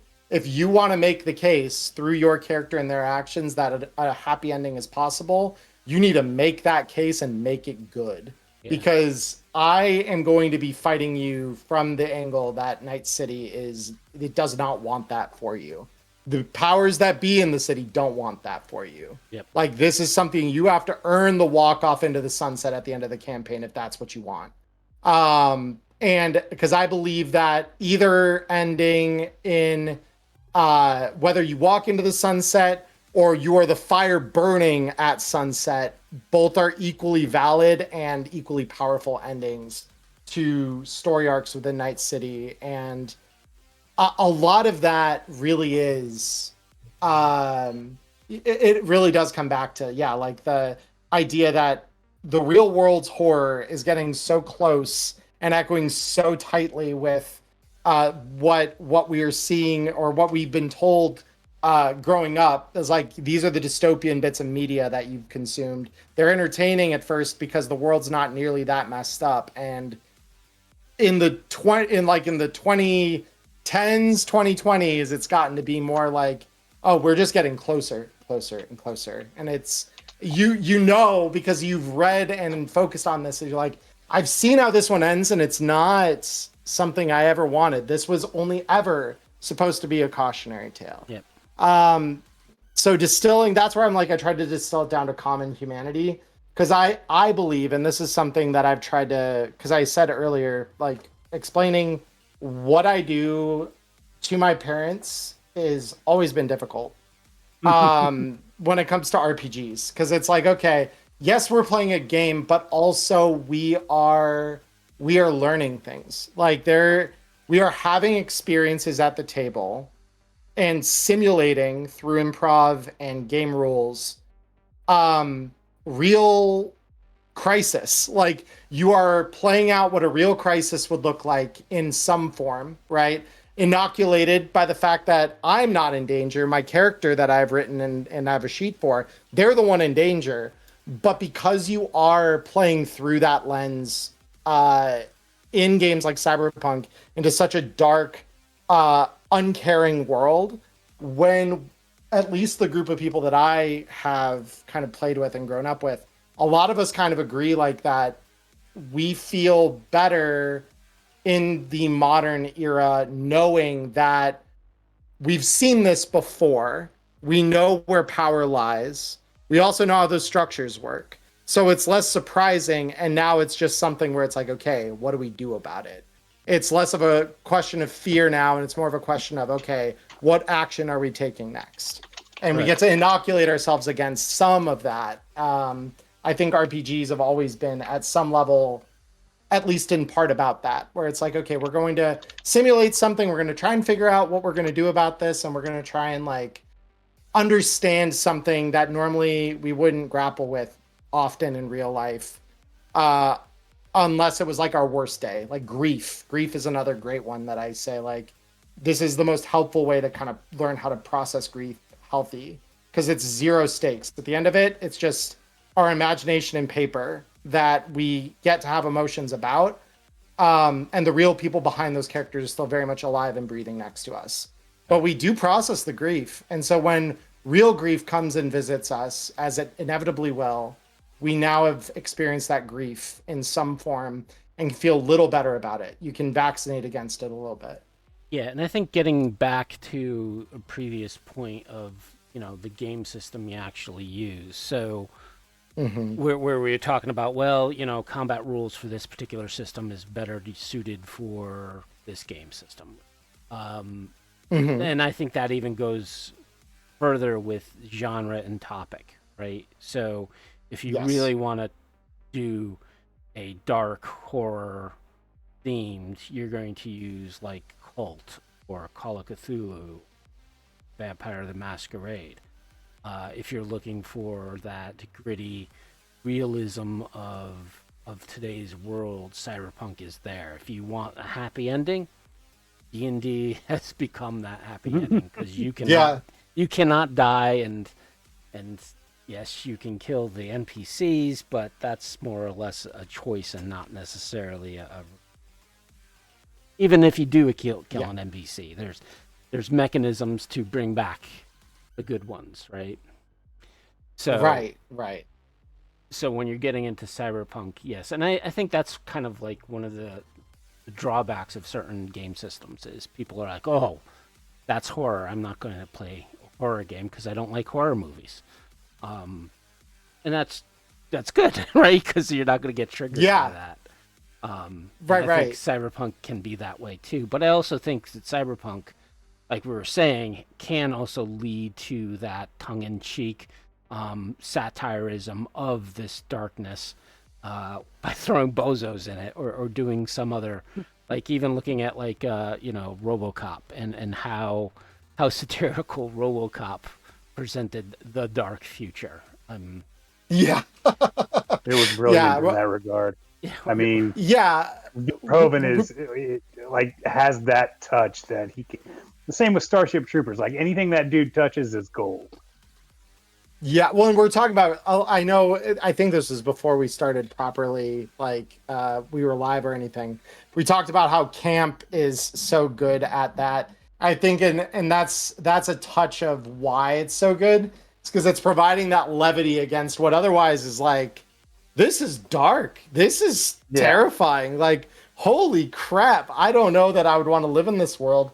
And it takes you out of imagining yourself as being a citizen or resident of the world, and it lets you kind of come back and reckon with the fact, like, no, this is something I'm consuming as media and entertainment, not as a treatise on how bad the world gets. It allows you to have a breather from the tone of the game without breaking it. Right. And sometimes that's just necessary. Like, I mean, I love the movie Seven, but if my game was Seven every single episode, every single session, I couldn't handle that. Jesus Christ. Yeah. Well, and I know Diamond's made a very good point to me before about how in Tales of the Red Street Stories, I feel like a good number, I would say a little over half of the adventures in that book deal with some pretty dark stuff, right? Like you encounter some pretty dark stuff when you ride the rabbit holes that presents to you all the way down. And yet, it's in the midst of all of that, there is a bucket full of popcorn flavored kibble, which is about the furthest thing from a dark tale that book has to offer. It's very just Hollywood camp. It's exactly the same thing, which is like, this is the palate cleanser. When you need a palate cleanser within all of this darkness and sadness and depression, here's the bucket full of popcorn flavored kibble in the Hollywood camp that you're missing. It's Guardians of the Galaxy 3, where 1 minute you're fucking bawling your eyes out over a goddamn cartoon raccoon, and the next is some goofy fucking action that you're just completely enthralled with, and it all works. It flows together. There's a balance to it, as opposed to something like the Zack Snyder verse. This is where I'm going to lose a bunch of fans. Where just everything was dark and nothing, just grim, and like Superman's killing people and Batman's like shooting people in the face, and and there's no levity whatsoever, like none. We need to be edgy and gritty and dark. We need to be edgy. Zack Snyder was crap. Yeah, he was trying to go for the Frank Miller, version of Batman.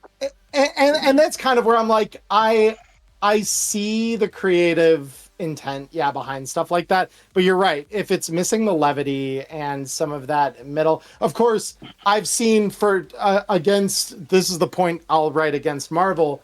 There is a too much in the other direction problem. There is too much in the other direction. You're Thor Love and Thunder. Thor Love and Thunder is like the principal example I would give of that. Like, I will die on this fence. I will die on this hill. Thor Love and Thunder is fantastic. You just have to realize that it's it's not what actually happened. It's Korg telling the story of what actually happened. Kind of Right. like 300, where it's like these aren't the events that as they happen. This is the dude telling you an embellished story to like rile you up so you can go fight with him and get Right. revenge. A I better think a better example would be Johnny describing what happened on the tower during the bombing. yeah. Yeah, Yeah. that's Yeah, that's yeah, yeah, perfect. yeah. Yeah. Like just I embellishing yourself to make it heroic and like you want to be the good guy. I think the issue I run into with the way movies like Thor Love and Thunder try to frame that this is someone else telling the story is that it doesn't call back to that fact nearly enough to like really True. like let that be internalized properly, because otherwise it just comes off as okay, we just wanted to do a lot of pop culture meme stuff within this film without Yeah. really justifying its existence well enough. I mean, Yeah. one of the worst examples of it is with again, this is going to cost me some like edgerunners. Like Mm. it was way too over the top, and I really did not like it because of that. Like just physics being ignored, like the dark, gritty aspects of cyberpunk. Mm. To me, what makes it good is it's grounded in a world that I can believe. And I could not Yes. believe the world of cyberpunk edgerunners, where they're falling like 300 feet in their cars, and the cars just bounce and move on, or there's giant electromagnets that don't affect anything but what the story calls for them to affect. Yeah, but again, Sure. I forget who But said this. again, and it wasn't. I want to say it was. I want to say it was Will Moss who said it. It might have been David Ackerman when we had him on, but he pointed out that yeah, the whole story is being told. It's the same thing as like Thor: Love and Thunder or 300. It's a narrative telling of a story, and that kind of when he pointed that out, it changed my opinion, Right. and I can enjoy it more now. I think it was Jay Gray who told us that, who heard it from Patrick Mills. Really, Yeah. That wouldn't that makes surprise sense. me. That makes sense. Because I know Diamond and I had him on Jay on our podcast, and he made the very salient point that anytime you venture into cyberpunk, for something that is not canonically written by our Tellstorian themselves, or someone who they have entrusted that power to, like the writing staff at CDPR, every other story is just a guy in some bar in some corner of the city telling the story to a bunch of people that are at least mildly interested. Right. I like that. Yeah. I like that a lot, actually. Yeah. David was pumped up in all these freaking whatever blockers, and he was, being able to He do ran faster than the Flash. yeah, he was able to pull the cleared out trigger buildings in like a at second light and a half. speed. Yeah. Everyone was just standing around him with their eyeballs looking, but their bodies couldn't move, but their eyeballs could move that fast. Yeah, man, that's what happened. He was like dressing people and putting them in clown suits before they could even react. So who's buying the next round? Yeah, exactly. Yeah, that it's kind of like, goofy shit. exactly, because I think like when my friends and I all watched Edgerunners as an anime, not entirely divorced from Cyberpunk, but like just as an anime on its own, it's an incredibly good anime, incredibly competent anime. I think that the way Trigger characterizes the world and does it with their own artistic flair, very, very visually appealing. The characters were well written. And I think that, like, again, coming to the human side of that story, all my players who played in campaigns with me, as they watched Edgerunners, they're like, oh, this could have been like any Cyberpunk campaign that we've played in. Because the core of it was very like, this is very Cyberpunk. This is very much the way that we have played the game and we've experienced the game. One of my players in particular was like, I think they took our session notes. You didn't send our session notes anywhere, did you? And I'm like, no, that's this. I guarantee you, this is a convergent evolution of ideas. That's all this ever was. But I do hear the like breaks of reality that we just don't see in any other corner of the cyberpunk media landscape. For capital C cyberpunk, we don't see it in any of the core rule books or any of the other narrative stuff that we've seen. But again, it's because this is Trigger telling the story in the bar. And so it's like, okay. And when you take it just as an anime and then embrace the core of that, where it does align with the fiction that we've heard in other places, you do get a really well-told story out of it. Even with the other action sequences being like, okay, sure, he has a whole linear frame that can resist ground. Okay, like yeah, like Rebecca's got these giant cyber arms with fingers that are like the size of Coke cans, but somehow they fit in the trigger guard of her shotgun. Like the fuck. Yeah, but I ran those games back in the 90s. I remember. Yeah, we all did. Like. Yeah, like it was all over the top, but like I don't blame them. I like it took somebody pointing it out to me to fucking get it, because sometimes I'm thick. But yeah, I mean, I personally wouldn't have chosen Studio Trigger for it. I think they did a competent job, though. They're just like, I'm just thrilled that we got an anime out of it, because that had been the dream since like 1992 when. Yeah. But like I said, I would have preferred a different studio. But it could have been much worse. It could have been much, much worse. So I'm just grateful we got it. I'm grateful we have it. I'm grateful that we had competent storytellers behind all of it. Cause like I think for a story that was going to, again, cause all of in my mind, right, I came to Red before I even really knew about the video game, which is wild to most people, because I feel like the current usually runs the other direction with a lot of it now, where it's like they got to the video game or the anime first, and then they find the tabletop game in the middle of that discovery. And so it's like going the other way, you could see, though, why those things are so important to our hobby and the bigger scene in general, is now these fans of these other media that take place in the same universe have an interest in like, oh yeah, let's all come to the table now and let's play where this started. Essentially, we're going to play a game like this has been played for the last 30 40 years, and we're going to like experiment with those themes and stuff in the way that they originally were created. And so I think that for that purpose, it's very, very good. I think that anything that drags more eyeballs over to this side of the tabletop space is never, ever that's a bad 100%. thing. Yeah. Just saying, if I'm daydreaming, if I'm daydreaming about who would do it, I would go with Sunrise, or Production IG, one of the two.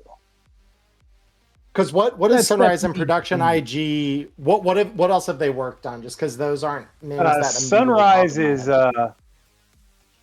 Sunrise is Cowboy Bebop, Samurai Champloo, Space Dandy. Okay. Yeah, I can see that. Lazarus, which is so fucking cyberpunk it hurts. I'm wondering if they did Lazarus to compete with Studio Trigger. That's what it would not surprise me. But yeah, they're my favorite animation studio currently in business, and Production IG is like the Ghost in the Shell. Okay, yeah, I could. Okay, it's like I figured I would know what they've made, but just not recognize the names off the rip. So no, that right. I recognized all that. So yeah.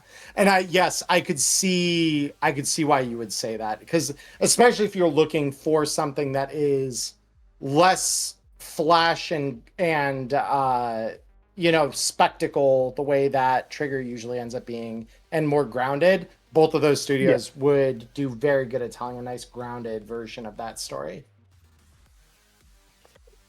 Yeah, it's just personal taste. I just prefer things, like you said, a little more grounded, not so over the top. Fair. No, entirely fair. So we got about 15 more minutes. Do you have any questions for us? Let me think about that. I think. Let me ask this of you guys, because I know when you guys had Diamond on, I was listening because I was curious to just see the kinds of conversations you guys would have. Because with you guys with Cyberpunk, as Red has grown, because I know both of you have been in the hobby since for as long as Cyberpunk 2020 has kind of been a Time thing. immemorial. Time immemorial, exactly. As the game has developed, are there, especially as Red has developed now, because I know we were talking a little about that at the beginning, what, in your minds, what is still, if anything, missing from the game within all the optional rules, DLCs, and stuff that we have today that you would still want resurrected from the past or innovated into like whatever new iteration it would take in Red? Want to go first, Eric, or you want? I'll go first. Rules wise, what I want is, even if it's just an optional set of rules, I want the wound system to come back. I want every bullet hit to have an effect. If you shoot somebody in the leg, I want them to be either limping or unable to walk. If you shoot somebody in the arm, like, it's harder for them to shoot. I want these. I want the hit locations and the wound tracks back, which I don't think would be a very difficult thing. I'm just not a fan of like pooled IP or pooled hit points like that. That's my biggest problem with the Red rules. I think a lot of the Red is fantastic. That's just, for me, that wound system. It created drama that in a way that no other game did. To me, that was one of the big selling points of Cyberpunk, is you could come up with really clever solutions to taking advantage of that wound system. Like, you may not kill somebody, but if you shoot them in the ear or something, they're not going to want to fight you. They're going to be dealing with their own shit now. If you hold a knife to somebody's neck, they're going to stop. They're in mortal danger. As opposed to something like Dungeons and Dragons, where you can't do enough damage in a single hit to anybody to kill them anymore. Right. Once you're past third level. Right. Story-wise, world-wise, I would bring back the internet. I know that with Red and 2077, the lack of that worldwide connection is one of the key points of it. Mm-hmm. But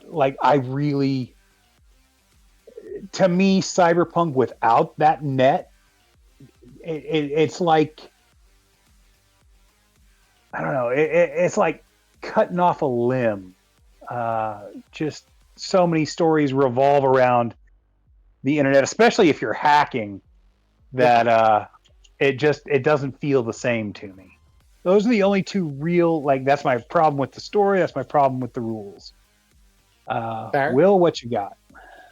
Okay, so I'm gonna have to agree with you on that second point of bringing back the full net as a kind of a universe in which you can play around with. Now, there are some limitations, and I know, the old net running rules have always been bashed, and I think a lot of people just didn't. They tried to use the raw of it, rules as written, instead of taking it one step further and putting it into theater of the mind and being a little more free flow with that whole net battles, right? Because Oh, they see, often, that's the only way yeah. that worked for me. Well, so when you, because is again, theater of the mind.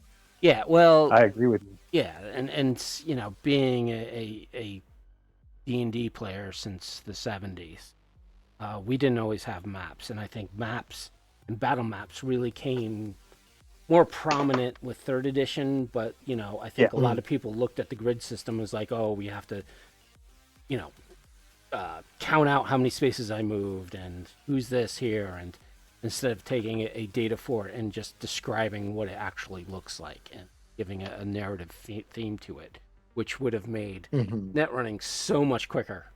Mm-hmm. And also, making sure that the players knew the rules is another criteria Sure. for that. But expanding, the net and how that works, because I think a net runner, an exclusive Netrunner game can be exciting and really trippy for players.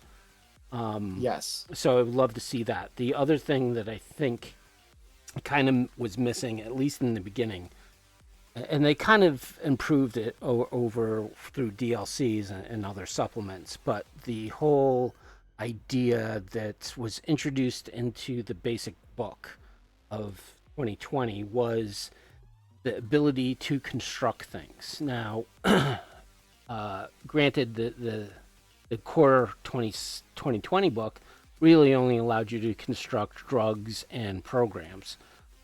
But to take it one step further and constructing cyberware and constructing other parts or components that you can add to the game, which I think, some of the chromes introduced and some of the later supplements. I think Mm-hmm. that gives not only gives the players to think, oh yeah, I want to create this. And yeah, there was certain situations in which you could game the rules, right? So you could give all the Mm. negative effects to a drug and create this most powerful fucking drug that will kill anything in the world. But Yeah. you gotta you gotta write the rules to limit some of that stuff. But the flexibility to create your own, which is one of the things I think I liked about third edition and Dungeons and Dragons, or 3.5, in which they started allowing you to mix and match and create different templates for monsters. Mm. Gave a GM the freedom to build their universe, right? So it's not necessarily has to be based in Night City, so you can take anything you liked, right? So you could take Ghost in the Shell and start creating stuff that conforms to the core rules, but you're also expanding it into this whole new universe that you can Mm-hmm. create yourself. So I think Yeah.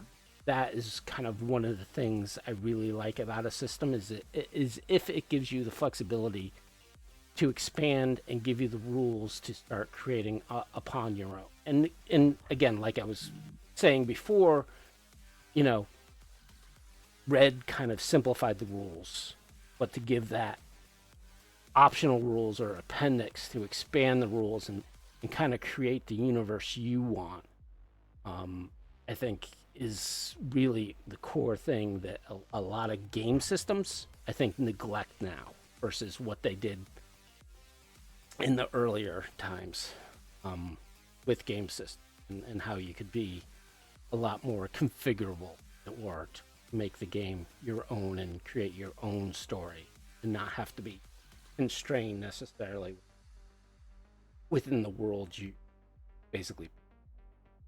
Right. Because that is one of those things that I'm like, Red definitely feels very like, and I know there are groups that have obviously done the thing that I'm gonna say is rare, but like there aren't that many cases I have seen of a group going beyond Night City. Or a group starting in a city other than Night City, right? Like in Chicago or New York or one of those. That said, I've seen it on Reddit where other people have done that work and they've tried to create similar city maps to the one that we get in the core rulebook for Red and stuff for Night City, and have tried to do that, and there is enough like inklings there, little hooks, that if you wanted to create character drama and narrative stakes around any of these other environments or cities or whatever, you could do it. But yeah, that is the one thing that I would like there to be some guidance made so that GMs have some of those tools to like, here's how you create a believable cyberpunk city within the cyberpunk universe. I would love that. And I agree with both of you, by the way. The net needs more stuff. Like, I'm a net runner by trade pretty much in any cyberpunk game where I'm a player. Unless someone else really wants to play the role, in which case I will abdicate. But it is, I love it. I love net running, hacking, exploring all of that. And when I designed, yeah. They redid the rules and did them fantastically. Like, net running is now fun. Yes, but it's like in mechanical terms, it's fun, but in scale of the world, it's so damn limited. It can be there. I've toyed with it in places because I've even asked at conventions because that's one of the other hats I wear at least once or twice a year is going to conventions and helping Arts Hal. So I have talked one-on-one with James Hutt a couple of times and asked him questions about that aspect of things in particular. I'm like, so James, if I were to want to do a deep dive net run in a sort of like within an environment that would have been more typical of like the 2020 era, how would that look? And he's like, well, I would just create elevators in multiple directions and just spread it out. So that way now it's not just you have one direction down. It's you have elevators in every direction kind of thing that you got a Wonka-vator. And yeah, you literally Wonka-vator the net. And that way you can, and so I actually did toy with that in one of the Neon Inferno episodes. I created an old data fortress that the netrunner in the party had to like extract stuff out of. And played around with like, yeah, what would that look like? You know, like data walls are now just passwords. You know, ICE are still a part of it. And so there's still some of that playing around and figuring out like how I would like tweak and fine tune that. But I agree, just having the narrative of how is the old net looking these days? Like, plus, what is out there? Like, every time I think about the economy and the way that you know, like commerce works, it just hurts my brain. There's no worldwide communication, and yet somehow, like, shipping works and things like that. Well, and that's the thing. It's not that there's no worldwide communication. We know that there's some. We know that cities can burst, you know, comms packages between themselves about at least once every hour. And we know sat phones still do exist. Satellite links do exist. So, like, there's enough infrastructure there, at least by the time of the 40s, that these things are possible. They're just harder than they used to be, and they're less automated than they used to be, and they're less convenient than they used to be. So I'm like, and that's usually where I'll lean into that aspect of it if I'm making that a thematic point of something. Yeah. 8-Bit Oscar also in chat was saying we need more programs, and I heartily agree. Like James has said, but we already have everything that we could want. When I've asked him about before, I'm like, no, we don't. Like, I would like tools. I would like more tools. Tools are good. They absolutely always underestimate our absolute desire, obsession, craving for gear porn. They just don't get it. Well, to be fair, provided in every.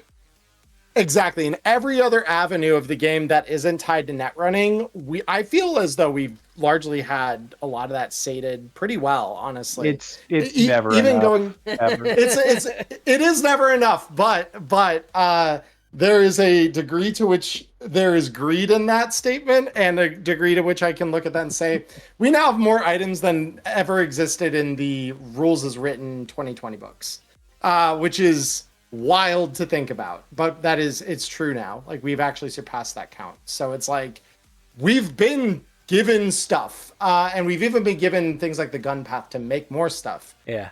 and make it sound more quote unquote official. So yeah, but I agree. Net running gear, we need more of it. We need more stuff. There isn't enough of that. I would like more net running gear porn, please. Thank you. Yes. So we're at time. Yes. I definitely could probably talk another 5 hours on various Yeah. topics with you. Yeah. So it has been great. So let the people know where they can check you out. I think I have your YouTube channel in the stream right now. You also have your. Do you have a Twitch channel? I do. It goes by the exact same name. I'm Emmerron just about everywhere, or like on Blue Sky and X. I don't really check much anymore, but Blue Sky I occasionally will get on there. I don't share a whole lot on those. Those channels aren't the greatest for me. But I am TSH_Emmerron there. But yeah, if you look up Emmerron, you're very likely to find me. My profile picture is usually this lovely purple one you see on your screen right now. And yeah, I stream on Twitch. That's where we stream Wireheads. Usually it's every Thursday at 4:30 Arizona time, which gets wonky because we don't change our clocks here. So part of the year, like right now, we match Mountain Time. The other part of the year, we match Pacific Time. We're strange folk here. But yeah, we stream Wireheads. You're smart folk. Daylight saving time is bullshit. I really wish more people agreed with that statement. But yeah, Diamond and I stream Wireheads together on our individual channels, between mine and hers. When I get Neon Inferno back up and running, once this crazy season that I'm currently in is finally over, and I have the time to finish working on the last bit of pre-production I have for that, you can find that on my Twitch channel, my YouTube channel when I post it afterward. I also... do you have a Patreon? This is not me shilling for money there, but it is to say that if you want to read my adventures, which I do put up for people to enjoy, I've got a Google Drive and everything. You can find the links to those adventures on my Patreon, and I am also Emmerron over there, and I should have the same lovely profile image there as well. So that is, I think, for now, all the places that you can find me. Cool. I mean, okay. Yeah. Yeah, the finishing thought there. Oh, I was just gonna say, what about Discord and Reddit? So Reddit, I am also Emmerron. I don't always post on there, but I do scroll around there. You might see me comment on a thread here or there. Discord, I do have my own little Neon Inferno Discord, called The Inferno, because that is a club within that world that I am working with. That's part of Night City. So the Inferno is my own little Discord community. It is linked below every single one of my videos on YouTube. It should be in the About Me section on my Twitch. Yeah, like there are multiple places where you can find the link to get in there. We welcome everyone. If you want to talk Cyberpunk, you want to get tips. I know I've had a couple people this week asking a ton of stuff over in the Ask a GM channel, which I started there because I like supporting new GMs and teaching people the game. So if you want to learn the game and you would like to, have a community within which to do that, we do have such a community in addition to several of the others like Cybernation Uncensored, like Artel's Discord, where I'm also an administrator over there. I'm one of their mods. So yeah, I'm very active in the Discord side of the community. That is where you'll find me chatting and interacting most often. And if you join my community, that's where I found you. So yeah. That's where I go much harder in Discord land, because that is something I always have up on my second monitor. But yeah, that is where I exist there. So yeah, if you want the link to that, I suppose I can put it in chat if you guys are cool with that real quick. yeah, we're totally cool. Awesome. Yeah, let me just grab a link for that real quick, and then boop, right there. That is the link that will take you into the Inferno if you want to join our lovely little community of Cyberpunk people. We also talk other RPGs and stuff there too. And I make an effort to try and keep the real world doom and gloom kind of out of that space. So if you want to examine Cyberpunk without that being a constant refocusing point that we come back to, that Amen. is a space within which we try to provide that. Emmerron, can you just send me the link? I think because you're not. The link didn't get. I'll post it. Did it get vaporized? Yeah. Well, yeah, just send it to me in Discord. Great. I got you. Yeah. No, all good. So, yeah. Well, thank you for joining us. Great talk. Like your cohort, Diamond Dust. So, look forward to seeing you. We're gonna do our little outro. If you want to stick around on the channel and chat a little bit after, by all means, just hang out while we do our little outro. So, thank you everyone for attending us. Hope you enjoyed, Emmerron. I thought we had an awesome talk about various subjects. I am Cybersmiley. You can find me at cybersmiley.net, where I have various utilities for Cyberpunk 20 as well as Cyberpunk Red, and I have an army builder for Cyberpunk Red Combat Zone. So if you're into that skirmish game, I give you the tools to build an army for. Also, I have my own Discord. I am also on Cybernation Uncensored's Discord, as well as a crapload of other cyberpunk related discords, whether it's West End or West March and what Western Marches, how it's called. Various discords that do games for Cyberpunk. I'm also on the various Reddit threads for Cyberpunk Red, as well as Cyberpunk 20 and even Cyberpunk. You have a Blue Sky, so Cybersmiley at bluesky.net, or the actual logo you're supposed to use. But I am there. I am not on Twitch or X, whatever you want to call that dumpster fire. I'm not on. We're on Twitch right now. So. I was about to say. X, formerly Twitter. It will always be referred to as X, formerly Twitter. Yeah, I think the Crown Royale is in my brain. Yeah, so Facebook, I'm not on. I think it's pretty much on par with Elon Musk's dumpster fire, and I'm not on Instagram.